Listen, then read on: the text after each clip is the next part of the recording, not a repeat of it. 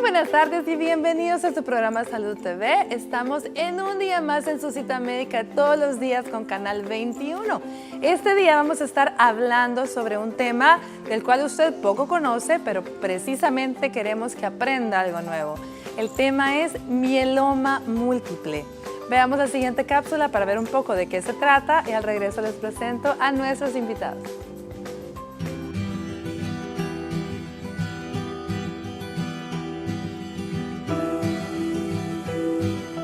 El mieloma múltiple es un tipo de cáncer de la médula ósea en el que existe una proliferación anormal de células plasmáticas. El sistema inmunológico se compone de varios tipos de células que funcionan juntas para combatir las infecciones y otras enfermedades.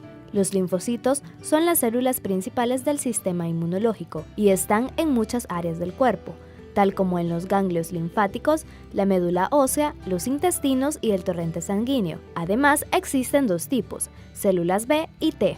Cuando las primeras responden a una infección, maduran y se convierten en células plasmáticas. Estas producen anticuerpos, también llamados inmunoglobinas, que ayudan al organismo a atacar y destruir los gérmenes. Cuando las células plasmáticas se tornan cancerosas y crecen sin control, pueden producir un tumor llamado plasmacitoma. Estos tumores generalmente se originan en un hueso, aunque en raras ocasiones también se encuentran en otros tejidos. Si alguien tiene solo un tumor de este tipo, a la enfermedad se le llama plasmacitoma aislado o solitario. Cuando alguien tiene más de un plasmacitoma, entonces padece mieloma múltiple. Si quieres conocer más sobre el mieloma múltiple, su diagnóstico y tratamiento, quédese en sintonía de su programa Salud TV. Nuestro staff de profesionales de la salud estará informando sobre este tema. Acompáñenos.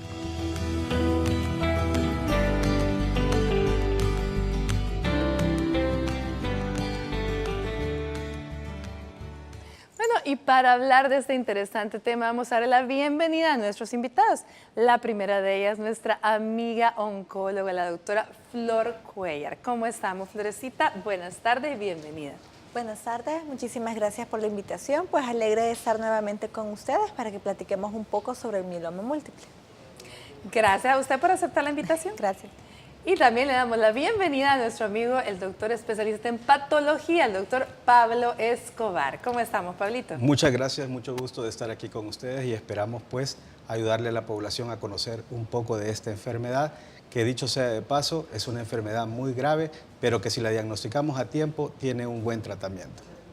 Bueno, y gracias pues, Pablo, por aceptar la invitación. Y dicho esto, ya vimos lo que decía la cápsula y ya escuchamos también que es algo bien grave, pero definamos en sí, que Flor nos ayude definiendo qué es el mieloma múltiple. Hablemos un poco más de su incidencia, factores de riesgo. Florcita, cuéntenos un poco. Okay. El mieloma múltiple es un cáncer que se origina en las células plasmáticas.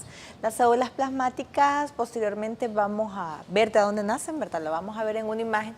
Son de las células que vienen siendo como los hijos finales de los linfocitos, que son parte de los glóbulos blancos que a todos nos mencionan cada vez que nos hacen un hemograma. Estas células malignas se pueden comportar de diferentes formas y cuando los vamos a encontrar en más de un sitio del cuerpo, ahí estamos hablando de un mieloma múltiple.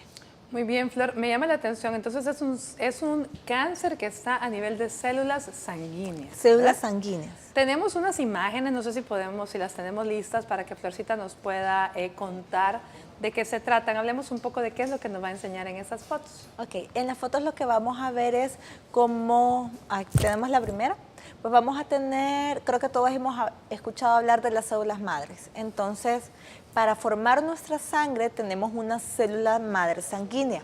Vamos a ver al lado derecho de su pantalla que hay, la célula madre puede ser dos tipos, hay una que se llama linfoide. Para dejarlo de manera así como que clara, es lo que va a dar un linfocito, que es una de las cosas que nos miden cuando nosotros nos hacen un hemograma.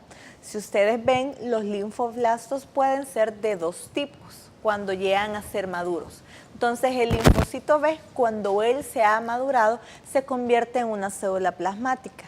Cuando hablamos de un mieloma múltiple, estamos hablando de que es esta célula plasmática la que se convirtió en cáncer. Y es por eso que los tratamientos, vamos a ver más adelante, son primordialmente quimioterapia, porque es como un cáncer de la sangre, por decirlo de otra manera. No es algo que vamos a corregir solo con cirugía. Ahora bien, hagámosle la diferencia a la gente, ¿cuál sería entonces? Porque cuando la gente escucha hablar de cáncer en la sangre, generalmente su mente lo que viene a la cabeza es leucemia. O linfoma. O linfoma, O linfoma. exacto. Entonces, la diferencia es de que va a cambiar la célula donde se originó. O sea, un linfoma o una leucemia va a ser en relación a las otras células que vimos que estaban en la imagen, ¿verdad? En las anteriores. Y cuando hablamos de un mieloma múltiple, estamos hablando específicamente de esa célula que se llama células plasmática. plasmáticas. Muy bien. ¿En esta qué vemos en esta? En esa lo que vemos es el paciente, como vamos a ver posteriormente, lo que más les va a dar es dolor de huesos. Y muchas veces cuando nosotros damos el manejo inicial como cirujanos oncólogos, es porque se puede confundir con un tumor de hueso hasta que viene el patólogo y nos dice qué es realmente. Entonces, las células plasmáticas en el cuerpo nosotros las tenemos en la médula ósea, que principalmente los vamos a tener en los huesos largos como el fémur, ¿verdad? El húmero, y a veces también se puede presentar en la cabeza. Entonces, solo era para explicarles más que todo por qué está a este nivel los síntomas, porque ahí es donde están. Si ustedes lo revisamos un poquito después, porque es sobre el tratamiento. Ah, muy bien. Veamos la siguiente entonces. ¿Qué más hay? También estas son Es para sobre el diagnóstico y tratamiento. Veamos la siguiente. Es Esas son sobre lesiones que encontramos en el en los diagnóstico. huesos. Bueno, pero veamos la siguiente. ¿Cuál era la otra aunque después revisemos estas? Okay. Esa, ¿no? Entonces, eso es así. El dibujito es para que veamos por qué es tan importante y, como nos dijo el doctor Escobar, es tan delicada esta enfermedad. La célula B, que es un tipo de linfocito, cuando nosotros nos enfermamos y nos damos una infección, es lo que la termina de madurar. Entonces, esta célula se va a convertir en una célula plasmática. ¿Qué es lo que hace la célula plasmática? Va a secretar unas sustancias, va a producir un líquido que se le va a ir a pegar a la bacteria. Y nuestras defensas del cuerpo, que siempre nos dicen que llegan las defensas y destruyen la infección o se comen las bacterias, se van a comer solo la bacteria que esté marcada.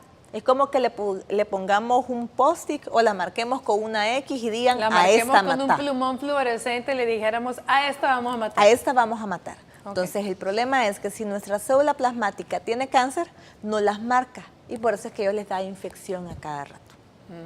Muy interesante. Okay. Bueno, entonces, hablemos de los síntomas, porque nos está diciendo que está a nivel de huesos, a nivel de huesos largos principalmente. Entonces, mi pregunta es, ¿hay tumor o no hay tumor? Sí y no. Sí. A veces vamos a tener tumores, hay muchas ocasiones en las que no hay tumores. Los principales síntomas es que a veces en sangre, por cualquier otro motivo, le hacen exámenes y van a ver que el paciente tiene anemia, que tiene la hemoglobina baja. Si tiene la hemoglobina baja es donde uno empieza a investigar.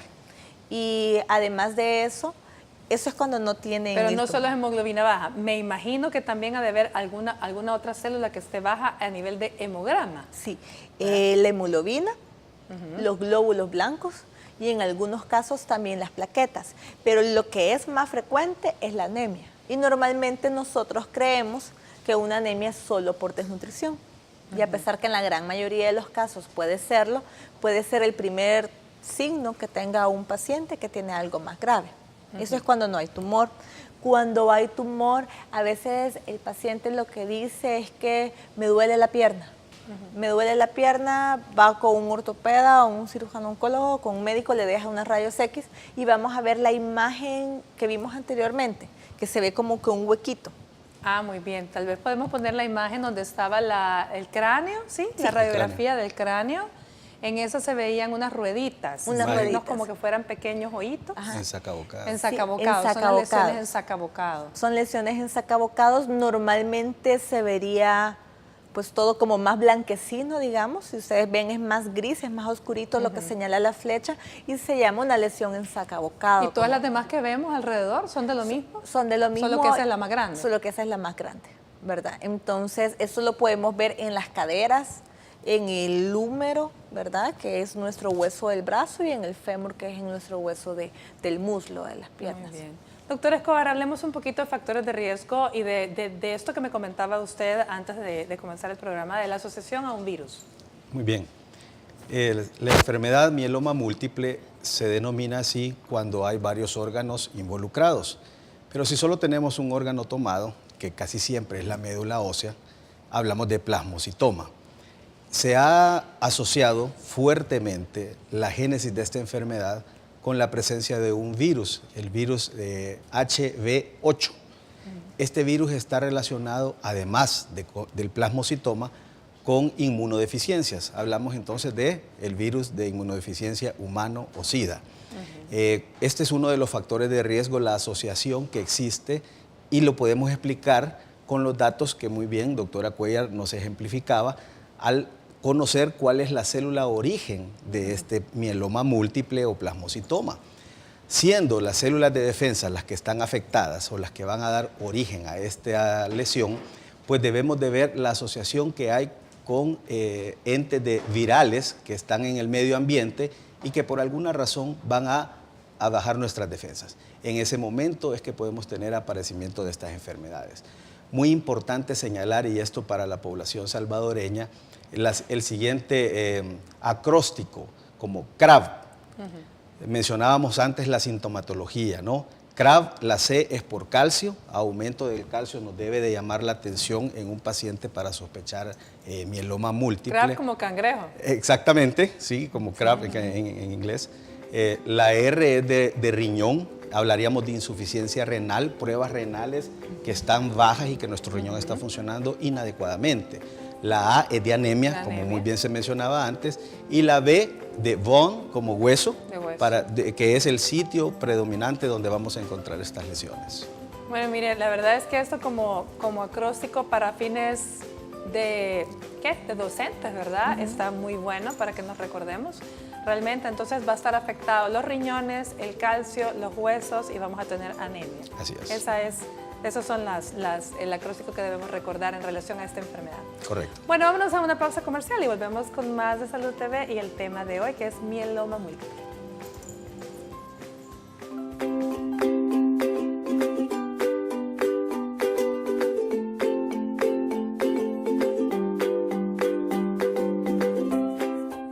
Estás viendo Salud TV.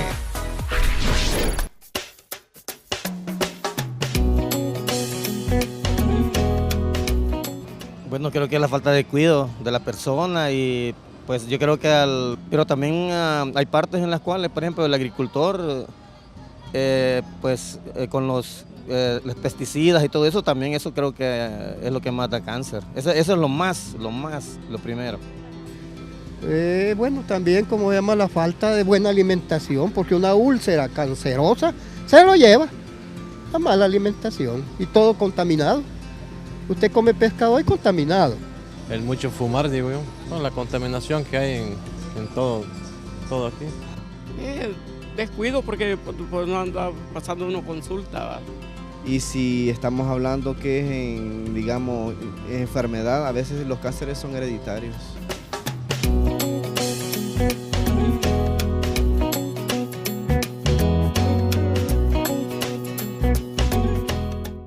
Continuamos con nuestro programa. Buen provecho a usted que está almorzando. Estamos hablando de mieloma múltiple, un tipo de cáncer o una enfermedad, como decía el doctor, que puede estar afectando muchos órganos, pero principalmente cuando afecta más médula ósea se le llama plasmocitoma. En eso habíamos quedado, ¿sí, doctor? Sí.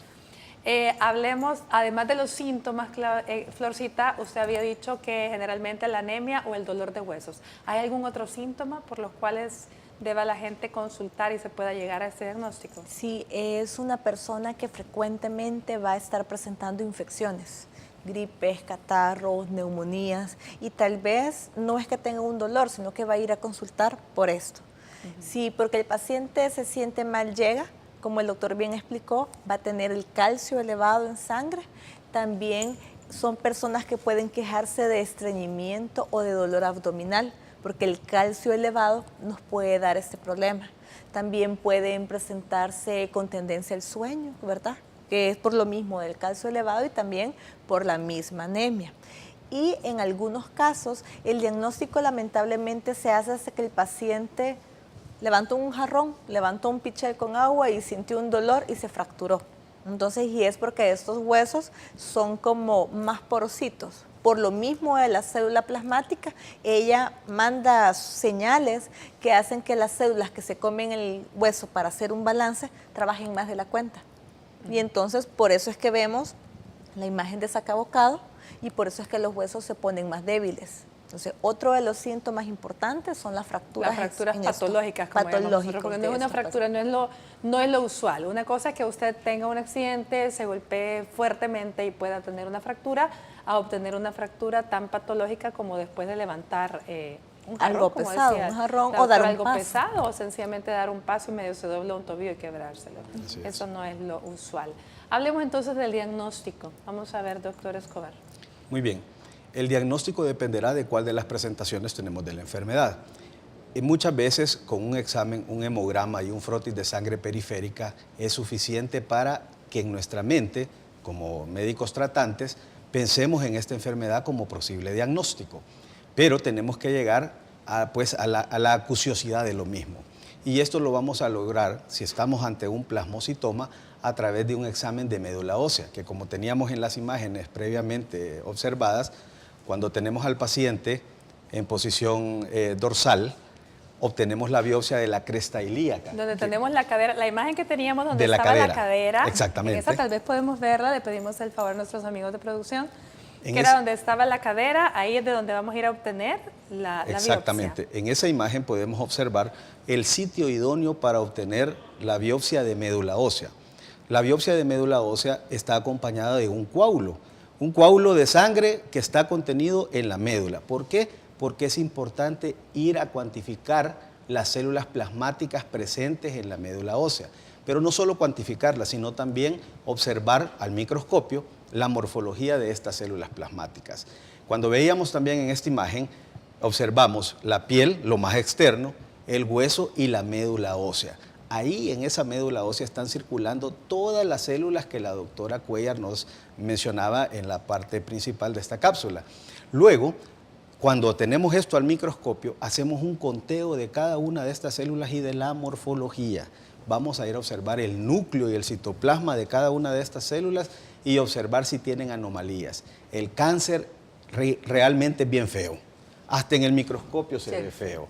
Las células se ven monstruosas y así las describe la literatura, células monstruosas. Dependerá de qué porcentaje de células plasmáticas tenemos para también hacer un diagnóstico histológico de la lesión, del plasmocitoma. De tejido, ¿verdad? Exactamente, este es histología, hablamos de tejido. Y ahí vamos a poder decir cuál es la gravedad de esta lesión.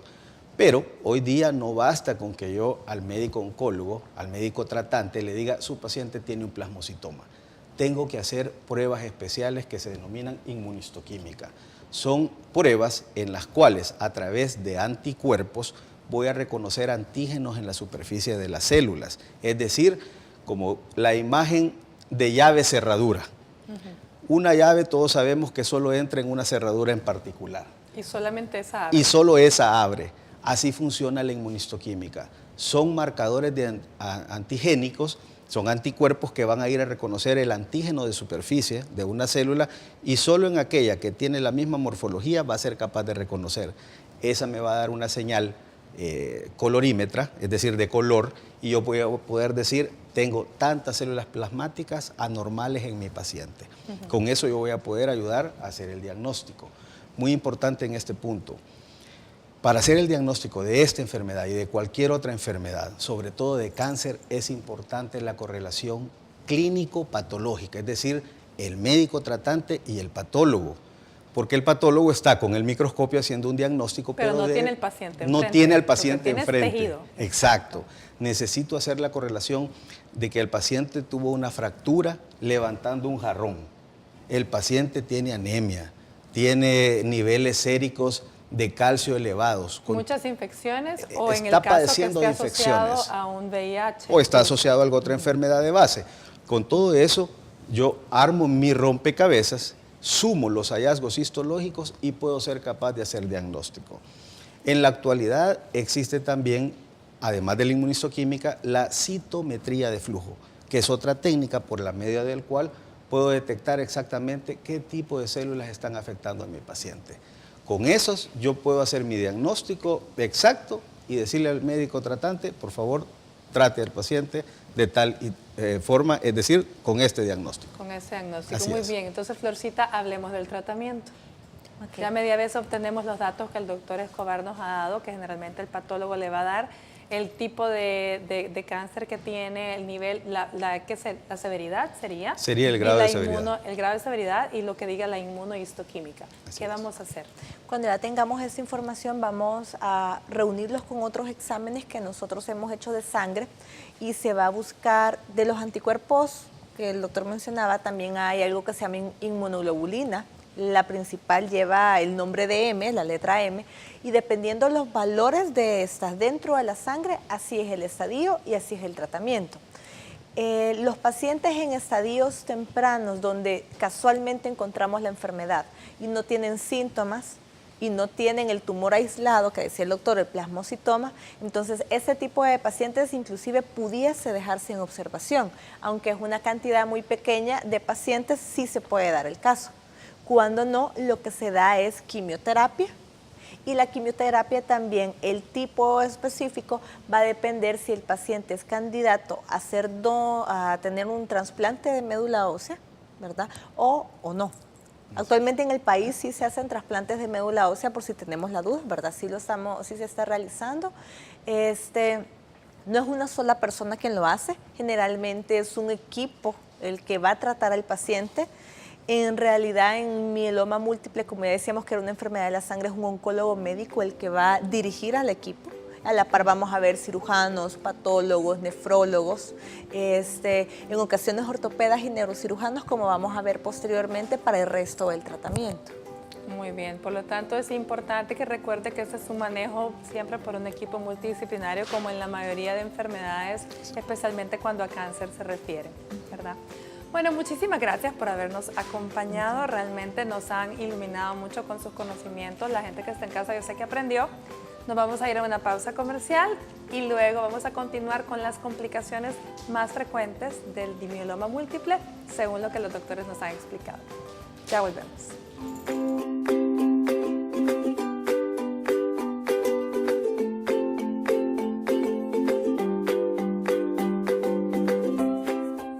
Estás viendo Salud TV.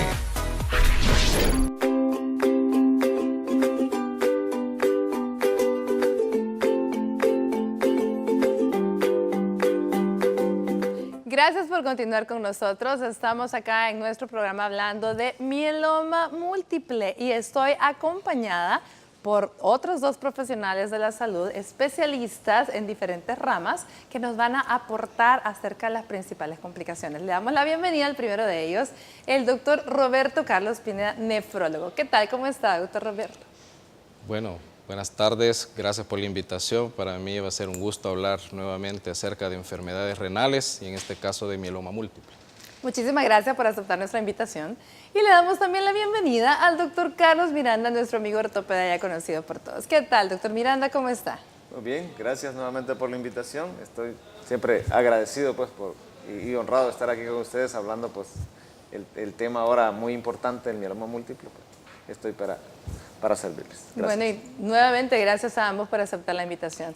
Hemos estado hablando de todo un poquito y pues mencionaba, el doctor Escobar nos hablaba del acróstico que debíamos recordar, que era el CRAF, cuando se habla en relación a mieloma múltiple, y nos mencionaba que sus siglas eran la C, venía de las alteraciones en el calcio, la R de alteraciones en el riñón, la A de anemia y la B por la palabra en inglés hueso, que es bone, para que estemos sabedores de cuáles son las complicaciones más frecuentes de las que podemos estar hablando. Hablemos un poco a nivel de riñón y a nivel del calcio. ¿Qué es lo que está pasando en mieloma múltiple, doctor? Sí, en el mieloma múltiple, si bien es cierta de afectación de varios órganos, la afectación renal es una complicación de las más frecuentes y de las que también se considera que tiene un importante factor pronóstico. Es decir, no es lo mismo que ya el paciente presente una afectación renal porque eso empeora o empaña la evolución de la enfermedad. Entonces, cuando hablamos de enfermedad renal, nos estamos refiriendo a una situación o una afectación que está sucediendo porque a nivel de esa proliferación de células plasmáticas que se está dando a nivel de la médula ósea, esa proliferación tumoral, pues entonces estas células que son encargadas, como ya se había hablado, de producir anticuerpos, entonces estos anticuerpos que están formados por cadenas ligeras y cadenas pesadas, ¿verdad?, que son los componentes de los anticuerpos, entonces comienzan a producir de una manera muy exagerada cadenas ligeras. Entonces estas cadenas ligeras son las que son filtradas a nivel renal, desde la sangre son filtradas y luego pasan a la orina, ¿verdad? Entonces es a ese nivel en el cual microscópico, en el cual los túbulos por donde se está formando esa orina es a donde llegan esa cantidad grande de cadenas ligeras y estas pueden comenzar a precipitar y entonces formar tapones y obstrucciones a nivel de esos túbulos, causando un daño tubular y en el intersticio de los riñones. Entonces también se sabe que estas cadenas ligeras pueden ser tóxicas, directas al riñón.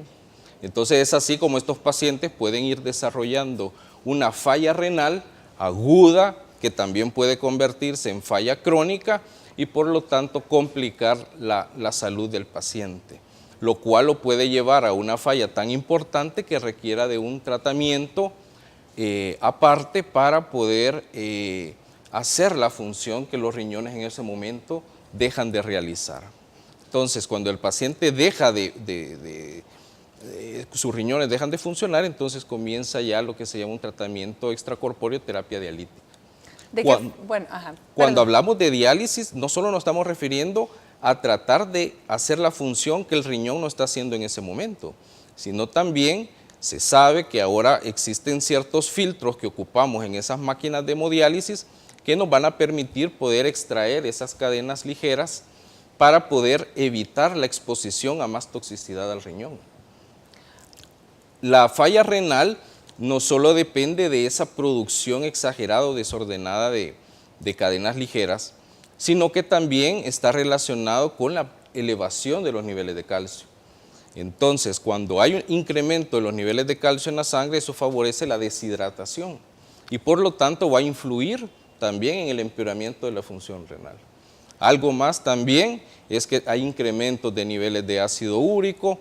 También, como sabemos que uno de los principales síntomas del mieloma múltiple es el dolor óseo, el paciente tiende a usar antiinflamatorios o analgésicos potentes que pueden también influir en ese momento más en daño renal. Continuar dañando el riñón. Y también podemos recurrir a estudios, ¿verdad?, por imágenes donde utilizamos materiales de contraste, que también se ha visto esa relación entre mieloma y el uso de materiales de contraste pueden incrementar también la falla renal. Entonces, como vemos, son varios los mecanismos que pueden influir en el mieloma. Ahora, esto lo vemos a nivel de exámenes de gabinete, exámenes de laboratorio, pero ¿qué es lo que el paciente presenta? Aparte de la deshidratación. De hecho, el paciente puede no percibir nada, ¿verdad? Porque la enfermedad puede cursar asintomática, excepto que ya estemos hablando de una falla tan severa que el paciente comience a tener ya problemas para orinar, ¿verdad? Disminuye la cantidad de orina, pero ya estamos hablando de una etapa ya más avanzada que, como le digo, en etapas tempranas el paciente no puede percibir nada. Simplemente el diagnóstico se hace por medio de exámenes de laboratorio y de orina. O sea que prácticamente es hasta que ya tenemos una fuerte sospecha de que es un mieloma múltiple que vamos a ir buscando las complicaciones más frecuentes que a lo mejor encontramos que la función renal sí, ya así está, es. Y en el examen de sangre, los exámenes que nos interesan son creatinina, nitrógeno ureico, ácido úrico, calcio, ¿verdad? Y también podemos determinar esa presencia de las cadenas ligeras en sangre y también en orina. En orina lo que podemos encontrar también es la presencia de proteínas en una cantidad anormal, que podemos llegar a niveles hasta de más de 3 gramos diarios de pérdida de proteína, que eso pues sabemos en medicina que es un nivel demasiado alto, severo, ¿verdad? Que va a influir también y va a repercutir en la función renal y que, como sabemos, también estos pacientes pueden evolucionar no solo de una enfermedad aguda, ya a algo crónico. Bueno, definitivamente es muy importante, son muchos los daños que un mieloma múltiple, ya lo decíamos anteriormente con el doctor Escobar, la doctora Flores, que es una enfermedad de muy mal pronóstico si se diagnostica muy tardíamente, por eso la importancia siempre de una consulta oportuna. Doctor Miranda, hablemos del hueso. ¿Qué pasa con los huesos? ¿Qué pasa con estos niveles altos de calcio? ¿Cuáles son las formas en que se manifiesta el mieloma múltiple? Aparte del dolor óseo, claro está. Bueno, como esta es una enfermedad y como el nombre lo dice, múltiple, nos está afectando muchas estructuras. Y si vemos la anemia, o sea, ¿dónde se generan los glóbulos rojos? Generalmente es en la médula ósea, dentro del hueso. Entonces ahí tenemos la afectación. El metabolismo del calcio, pues que tiene que ver con el riñón y el hueso, pues es decir, el calcio es como la materia prima también para el hueso. Entonces, si el calcio está también involucrado en esta enfermedad, el problema en el mieloma múltiple es cuándo hacer el diagnóstico, o sea, si lo hacemos temprano o tardío. El problema a nosotros nos llega porque la persona tuvo una fractura, porque tiene unas lesiones, porque hay dolor en todas las articulaciones o en los huesos, como ya lo mencionaba el doctor Pineda antes que mí. Entonces, es el dolor generalizado. Ese dolor nos puede consultar, pero a nadie se le ocurre pues tomar radiografía. Exacto. No lo vamos a estar radiando de todos los huesos para ver si en realidad tiene algo. Entonces, generalmente en el hueso se da cuando el problema ya tardío, fractura o que vemos una lesión por que la persona tuvo un accidente y así fortuito, se le tomó una radiografía y casualmente apareció una lesión que parece un mieloma múltiple, que son unas lesiones bien características en la radiografía. Que las ensacabocados que acabamos de ver. Así es. Entonces allí ya uno lo sospecha y hasta entonces empezamos a mandarle los exámenes que estamos mencionando para corroborar qué es esto, pero ya tenemos un daño renal, ya tenemos anemia, hasta entonces encontramos todos los problemas. Entonces no debería ser eso, sino nosotros buscamos que eso sea lo primero. Entonces nos complicamos con un paciente fracturado y con un mieloma múltiple. Ahora hay que tratar las dos cosas, que es bien complicado. Es más complicado. Bueno, vámonos a una pequeña pausa comercial y regresamos con más del tema de hoy.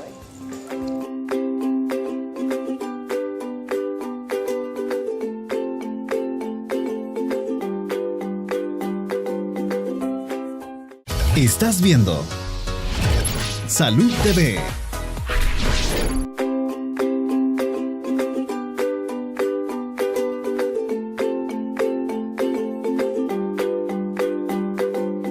Bueno, gracias por continuar con nosotros. Estábamos hablando de la afectación a nivel de riñón, a nivel del calcio, y nos quedamos pendientes con el doctor Miranda hablando de cómo sufre el hueso, las manifestaciones, la forma de diagnóstico en el caso del mieloma múltiple. Continuemos, doctor.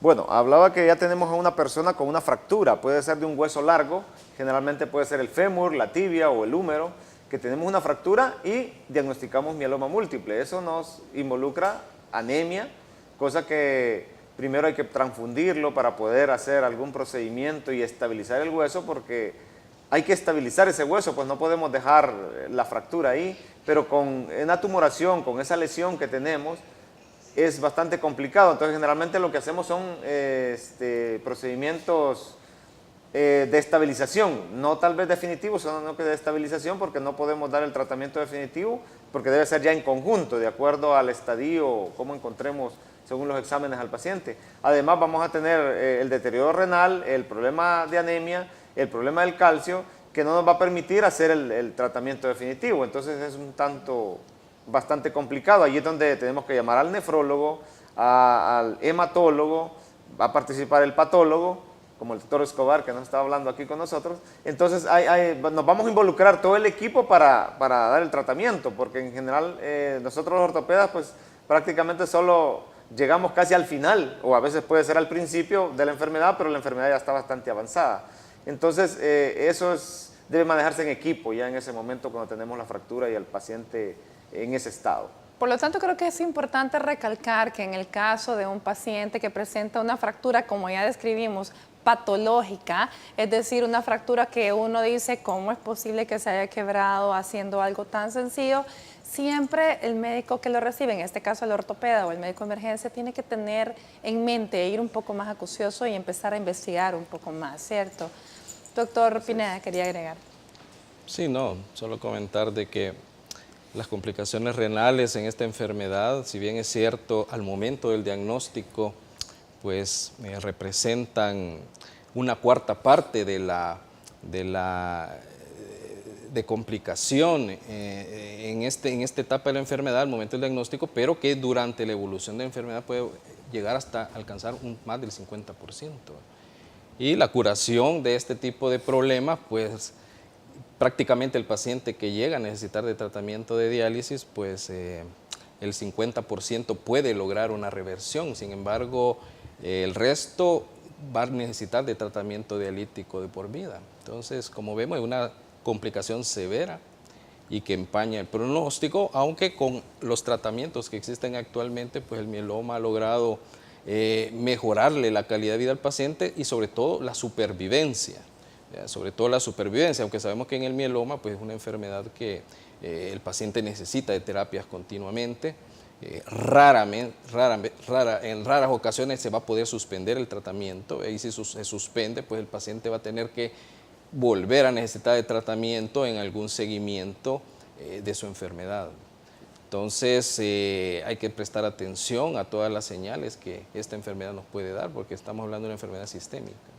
No, y definitivamente es complejo porque estamos hablando que si no hay una afectación renal tan seria y que a lo mejor no ha llegado todavía a necesitar una diálisis o una hemodiálisis, pero de igual forma el dolor óseo que está permanente o el dolor de las mismas fracturas por la cual a lo mejor se hizo el diagnóstico, obliga al paciente a tomar algún medicamento para el dolor. ¿Qué medicamentos son? O sea, ¿cuáles son los medicamentos que más dañan el riñón y cuáles son los medicamentos un poquito menos dañinos en estos casos? Sí, en términos generales podemos hablar de que son los antiinflamatorios, ¿verdad? El abuso del antiinflamatorio sí puede conducir a una nefrotoxicidad y más en un paciente que ya tiene un mieloma múltiple, pues se potencia ambos efectos y entonces sí puede terminar en una injuria renal. Entonces, en términos generales, los antiinflamatorios y luego antibióticos. Recordemos que estos pacientes están expuestos a infecciones. ¿Verdad? El paciente con mieloma múltiple es un paciente que puede adquirir infecciones porque sus células blancas o los glóbulos blancos van a bajar por esa misma alteración que está ocurriendo en la médula ósea y entonces está expuesto también a utilizar antibióticos. Entonces, es allí donde también debe de ajustarse la dosis del antibiótico o evitar ciertos antibióticos que también pueden en ese momento ser nefrotóxicos. Y eventualmente creo que la parte más seria de todo lo que afecta al mieloma múltiple es el riñón, porque probablemente es lo que al final, si no se controla, puede llegar a un desenlace fatal, ¿cierto? Sí, así es. Por eso mencionaba que es un factor pronóstico también. Un factor pronóstico importante. Doctor, la capacidad de cicatrización de los pacientes en relación a las fracturas óseas. La capacidad, pues lógicamente está disminuida porque tenemos una destrucción de toda la médula ósea y la parte de la cortical del hueso. Entonces la capacidad de cicatrización o de consolidación es bien baja. Estaba haciendo memoria que también para el mieloma múltiple se usan, bueno, en países desarrollados tienen los anticuerpos monoclonales, que El Salvador todavía no los tenemos, como en el hueso se ha desarrollado uno que es bien conocido, el denosumab se llama, todavía no lo tenemos en El Salvador, lo usan de forma subcutánea, se coloca. Entonces él lo que hace es como detener a los osteoclastos, que son las células óseas que destruyen o remodelan el hueso, entonces lo que hace es como inhibirlos un poco para evitar la mayor proliferación del tumor y que no haya más destrucción de hueso. Entonces esos medicamentos ayudan mucho, son parte del tratamiento de lo que uno hace para mejorar la función del hueso. Ahora, como no lo tenemos, pues la capacidad después de lo que nosotros podamos hacer es bien limitada. Lo mejor aquí es el tratamiento en conjunto del mieloma, no del hueso, no quedarnos nosotros solo en el hueso afectado, sino de toda la patología, toda la enfermedad. Bueno, como siempre hemos dicho, el tratamiento es multidisciplinario, definitivamente tienen que estar todos en sintonía, todos estar en comunicación para poder brindarle al paciente el mejor tratamiento que le dé una mejor calidad de vida. Bueno, vámonos a una pausa y al volver hablamos ya de tratamiento del mieloma múltiple.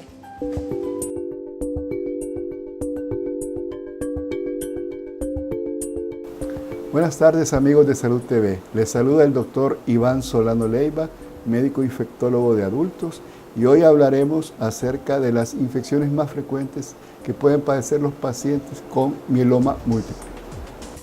El mieloma múltiple es un tipo de cáncer que afecta tanto mi sistema de defensa humoral y sistema de defensa celular. Por lo tanto, si yo padezco de mieloma, tengo un gran riesgo de adquirir infecciones producidas por ciertos tipos de bacterias, virus y hongos. Bacterias tales como el neumococo y meningococo, que son responsables de producirnos infecciones de los pulmones, neumonías y meningitis.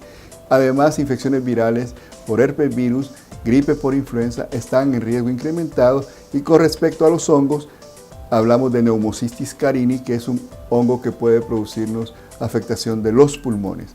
Por lo tanto, todo paciente con mieloma múltiple debe tomarse las medidas respectivas para prevenir de que adquieran este tipo de infecciones.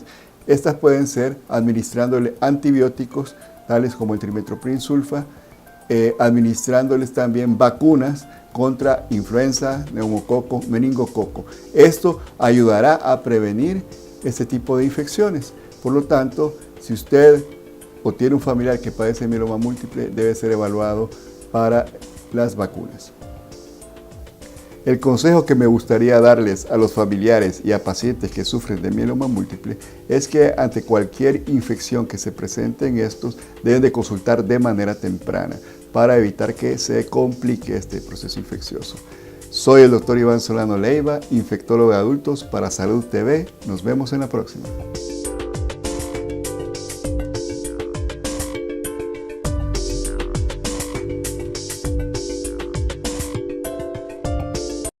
Estás viendo Salud TV.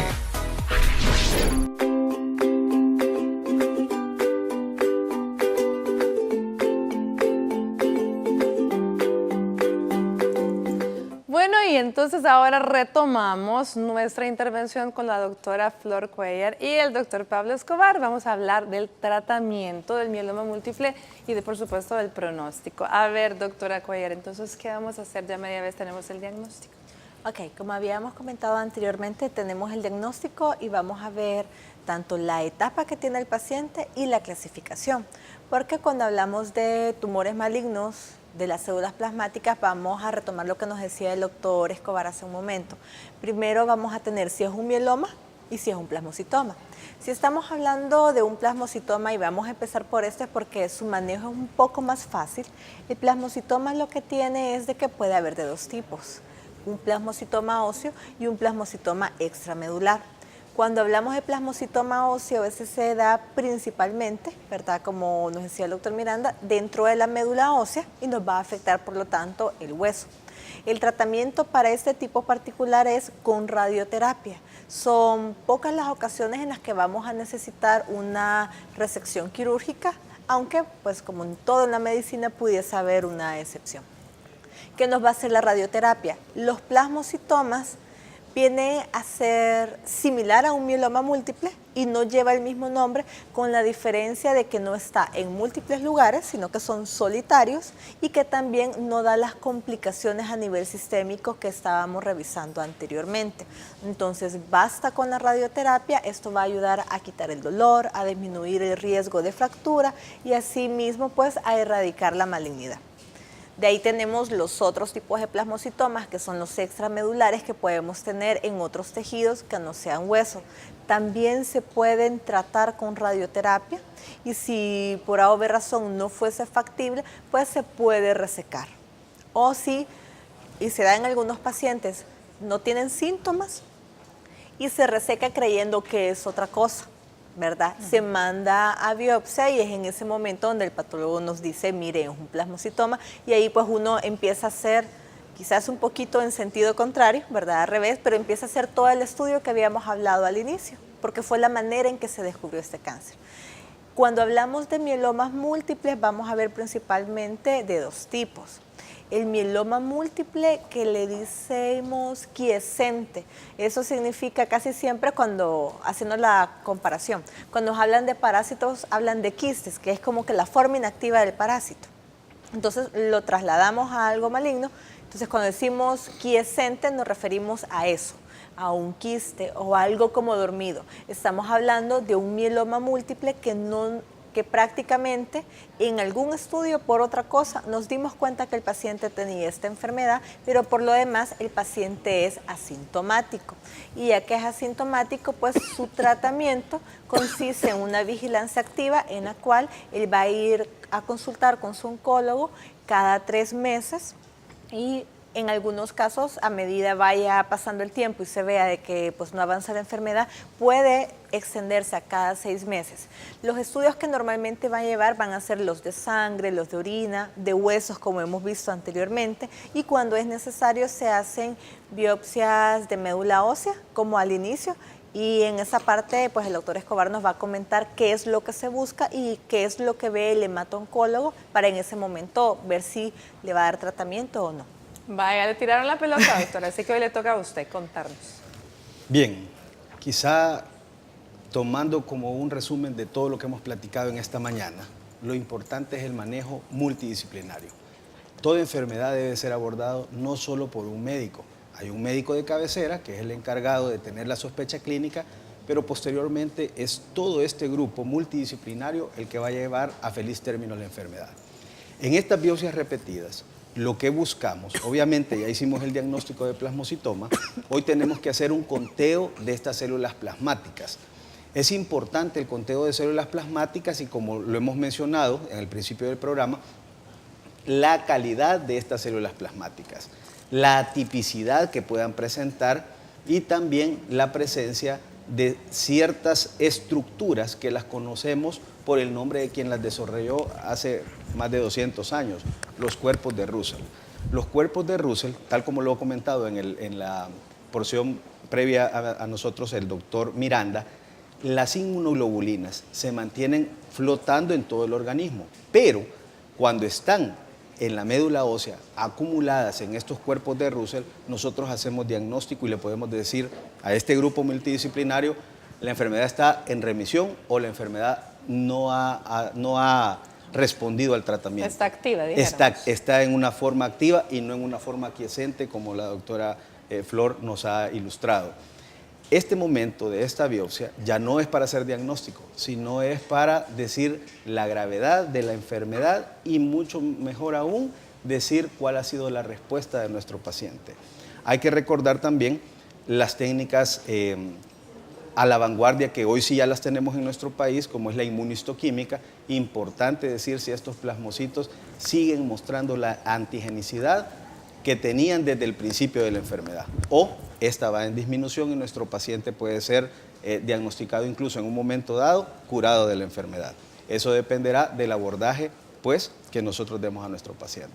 Muy bien, doctora Cuellar. Entonces ya media vez obtenemos el resultado de patología. Ya me regresó la bola. Ya le regresó la bola a usted. ¿Qué hacemos? Entonces, en ese momento nosotros ya es cuando hablamos de un mieloma múltiple que de quiescente progresó a asintomático o que desde un inicio puede presentarse con síntomas como lo hemos visto pues, en la cápsula anterior.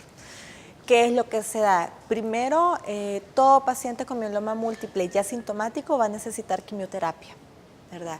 La quimioterapia va a variar dependiendo de las otras enfermedades que tenga el paciente, por ejemplo, el daño renal que este puede llegar a tener, entonces el oncólogo debe tomar en cuenta riesgo-beneficio del medicamento de quimioterapia que va a aplicar y en algunos casos son discusiones que se hacen pues, con el otro especialista, por ejemplo con el nefrólogo.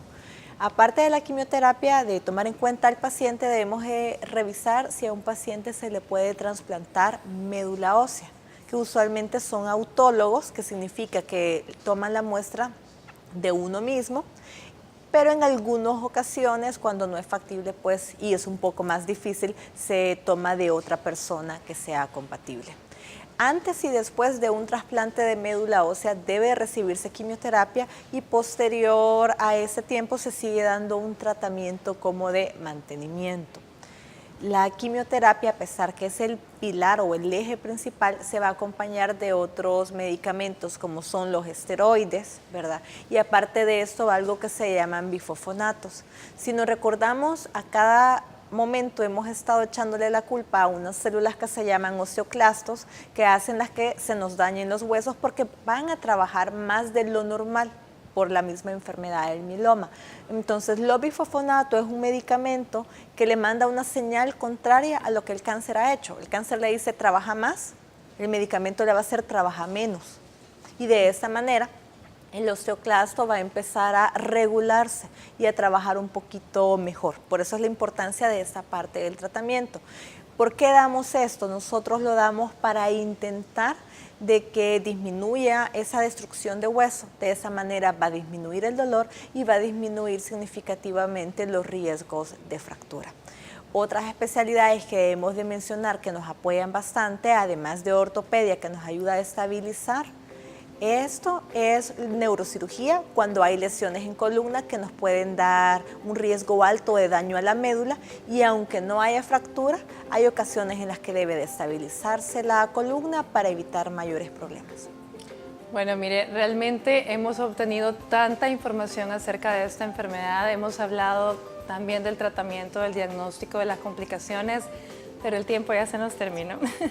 Así que no me queda más que, bueno, agradecerles al doctor Pineda, al doctor Miranda, al doctor Escobar, doctora Cuellar, a todos, ¿verdad?, los que estuvieron ahí apoyándonos en cápsulas. Muchísimas gracias por habernos acompañado. Gracias a ustedes, espero que haya aprendido muchísimo, que primero Dios no tengamos en ningún momento que tener en su familia a alguien con esta enfermedad, pero sí es importante que sepamos. Esa es la misión de nuestro programa, el educarlo para que usted aprenda cada día más. Bueno, nos despedimos. No me queda más que darles las gracias, decirles que Dios los bendiga y nos vemos a la próxima.